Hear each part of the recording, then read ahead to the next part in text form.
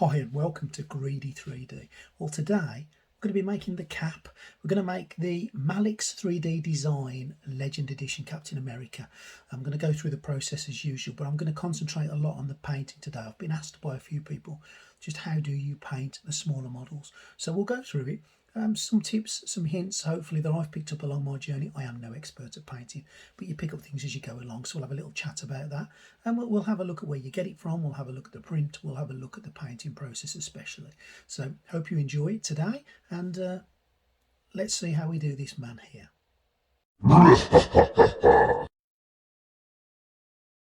We found the Captain America file over here at Malik's 3D Design, and there it is. It comes, as you see in the picture, with two options for the head, one with the helmet on, one with off.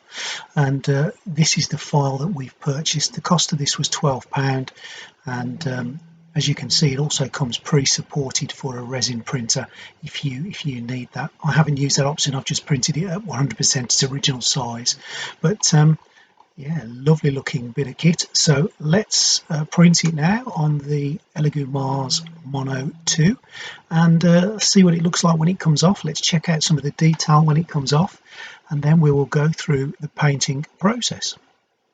Here we have the body all printed, and as you can see, the detail again on resin has come out really well. Some of the smaller parts, the fingers especially, have come out great. There's the back, there's the clasp. I can't wait to paint this. There's some detail in there. We can really get some detail showing in there. There's the head, and I'm going to just zoom in to show you the detail. I think it speaks for itself really. When you think how small that is, and I'll pick it up and I will turn it around so that you can see just how small it is. Look at the detail in that.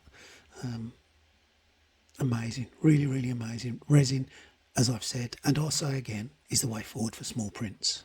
So I've given it a quick layer of skin colour, and I'm going to put all the paints that I'm using up on the screen so you'll see what colour is what.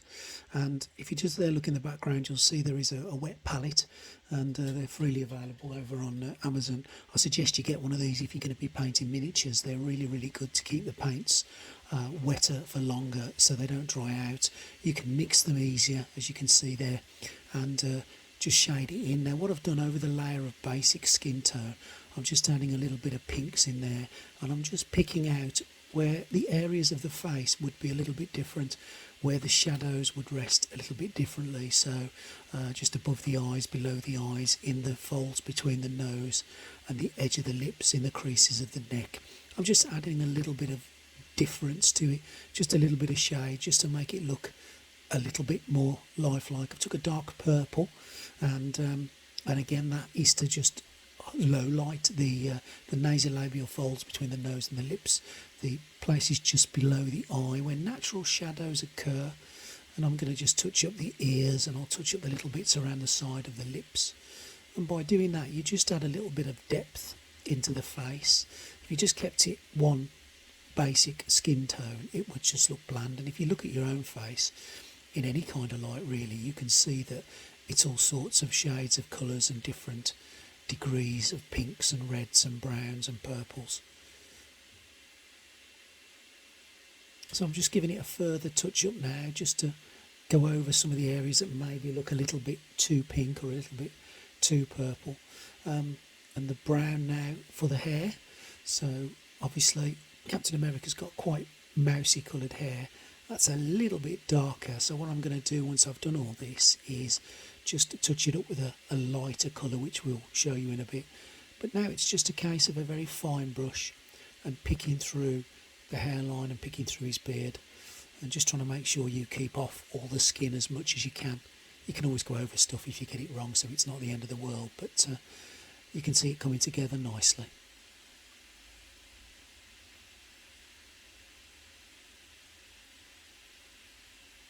It's worth just taking a little bit of time when you're doing the hairline, just to make sure you give it a definitive degree of change between the skin and the hair.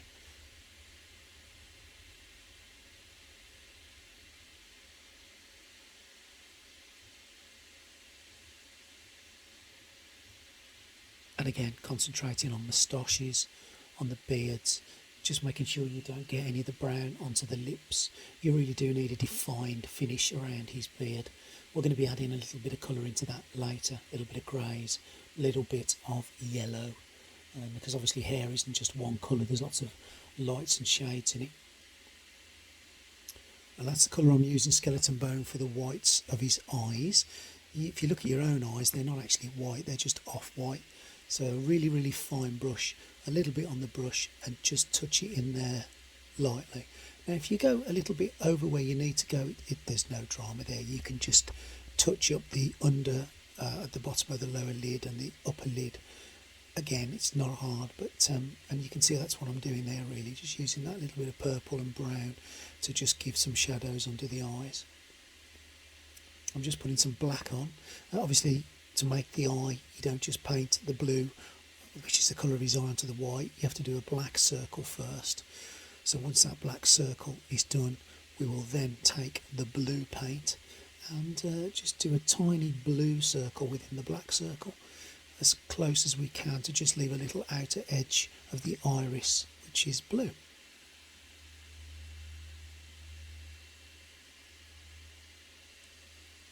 I'm just touching over the upper eyelid and the lower eyelid again, just to make sure that it looks as it should, and then take your really fine pen, little dollop of black, and just pinpoint in the pupils. Now, we spoke about his hair having some different shades in it, so I've just took some yellow and I'll mix it with the brown, mix it with the skin colour, and we will just highlight his beard up a little bit.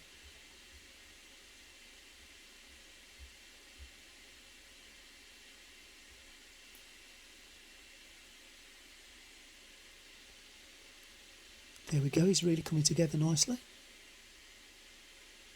Just time for a few fine touches, just to make sure we get all those little bits we've missed and gone over. And you can get a bit too much of a perfectionist with this, but there we go, there he is, all finished. Don't look too closely, of course, as you're going to spot little things, but that's the scale of the model that we're doing. It's only tiny. The head itself is less than 1 inch in height. So for that level, I think the detail looks absolutely fine. So now we're going to start on the main body, and I've given it a base spray colour of the ultramarine blue, the army painter paint there, because the majority of it in the background is going to be blue. And I'm just going to take some Griffin blue, which again is the army painter war paints, and I'm going to highlight some of the outer layers of his uniform. So the parts that stick out will have a different shade of blue to the pieces that set in the background. Now, nice thin brush, decent lighting, take your time and just work your way around all the highlighted areas, and just use a little bit of your eye and a few reference pictures and pick out the lighter blue areas.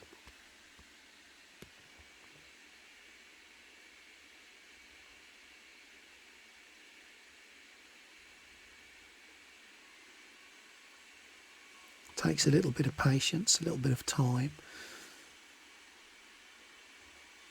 but as you go through, the more you do, the better you'll get. Now, you can get some magnification glasses with a little light on them, and I'll put a link to them here, whereby you can get the even finer details and join those edges up really, really well. So just keep going until you've got all those bits from the reference pictures all coloured in. So now we've moved back to more army painter, this time the terrain flesh, or Terran flesh, and I'm just going to go over his arms. It's going to take a couple of layers of the flesh colour to cover that over the raw marine blue.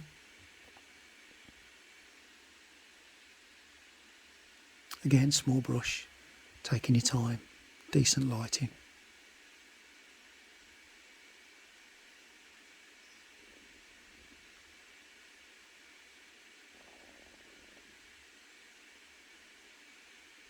Moving on to his fingers. This model is pretty good, really, because it's got the gloves that he's wearing. There are some gaps on the back of his hands and in his knuckles where you can paint them. It's worth giving them a coat or two just as you go along, because they've got to dry before you give them a second coat. And just keep working your way back over, just using the flesh colour for now. I haven't mixed any other colours in until I get a decent base colour of flesh.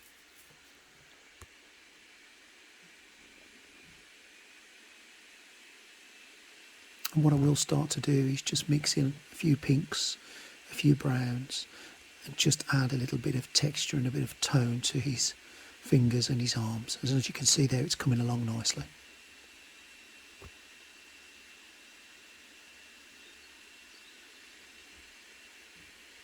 Just mixing a few further colours together.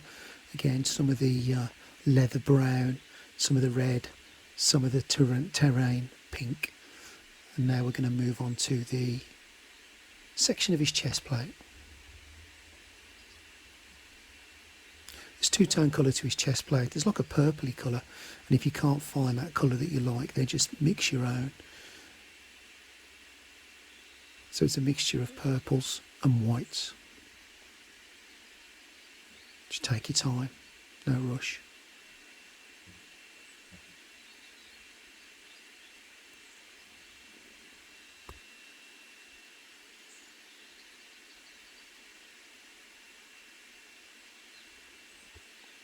Now we've moved on to the white. A little bit of a gap in the video there as we clean the brush to make sure we get all that sort of burgundy colour from it. And then just touch up all the white areas. I must be honest, I find doing the white areas quite satisfying, especially when you can pair it to the blues and the burgundy colours.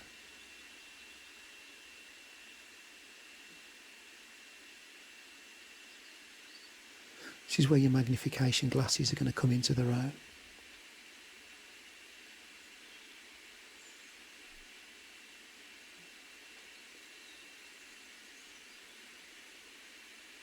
Again, these paints are the Army Painter paints. I'll put a link to them here.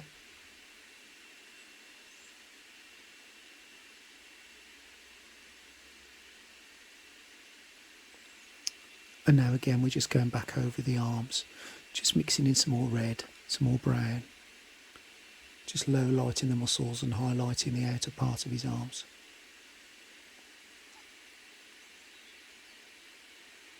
Few touch-ups here and there. We've gone over a little bit, and sometimes you get a bit of paint on your fingers as you're picking him up and putting him down, so a few swapping around of the colours just to tidy up all the detail.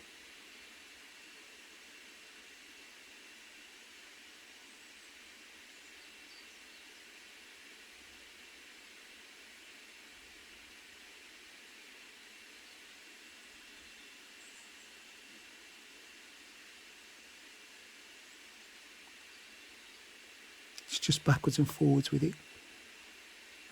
Moving on to the straps now, I'm using some War Painter leather brown for that. Just picking out his straps. It's round about any second when my camera ran out of juice. So the next time you see him, he's going to be all finished and all painted up.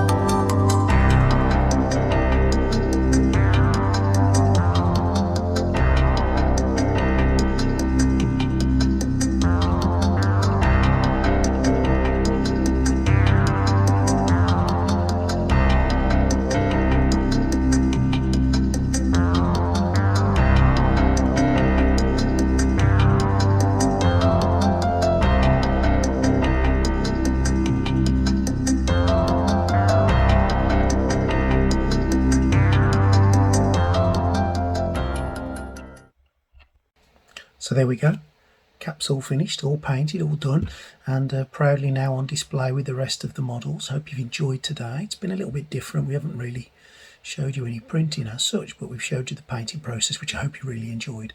Tune in next time, who knows what we're going to be doing. Thanks for tuning in today to Greedy 3D. See you next time. Don't forget to subscribe.